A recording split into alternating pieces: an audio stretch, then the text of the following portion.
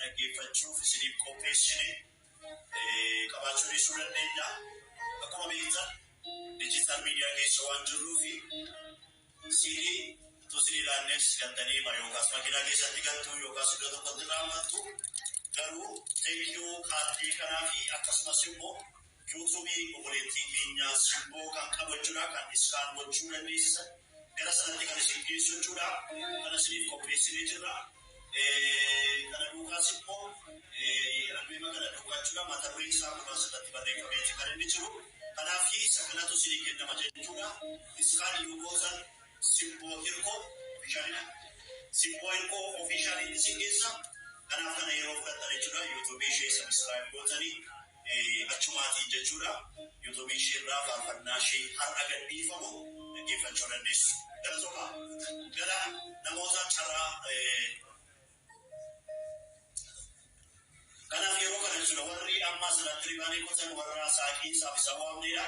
Kanaaf tiimii kan biraa immoo of kennuudhaan jechuudha gara kanatti daddaftanii dhuftanii namoota ribaanii qotan daddafaatiin qotta. Namoonni gaabee uffatan jirtu namooti addatti xalaadhaa waamamtan hojiraatan as keessa jechuudha daddafaatii gara kanatti qotta yeroo keenya eeggachuudhaafi. Akka waldaattis akka dhaabbataattis akka dhuunfaattis namoota dhufan daddafaatii ajjeessuudha. Namoonni bakka raawwannaa keessummoonni dhimma kanaaf affeeramtanii dhuftanii ture daftanii ajjeessuudhaanii wanti tola baay'eedha. Keessumaa baay'eedha keessumaa gara fuulduraa kan ture keessa keessummaadha. Asiisa ta'u fedheerraas kutaa biyyaarraas isarraa yoo ta'u daddafaan kutaa dhimma kana raawwannaa isin eegaa jirra. Lufajiru, amine kina bisi nimo. Lufajiru, amine.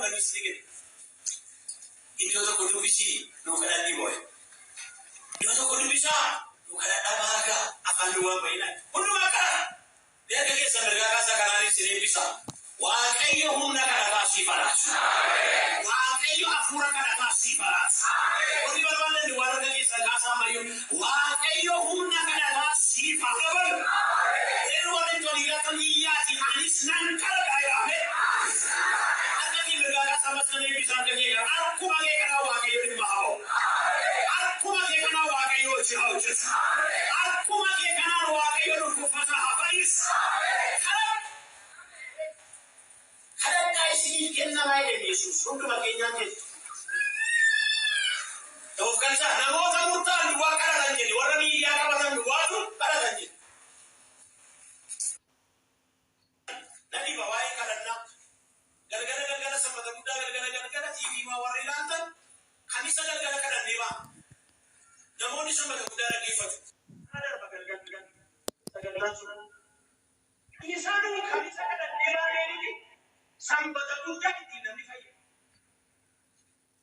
Kanneen garaan keenya bira dhaaballee jirraa isa kadhannee baa'ee namni garuu sabbata dhaggeeffatu. Waaqayyo inni lafa nuun hin jirretti fayyisu yeroo itti kadhatu lafa itti maaliif fayyisu?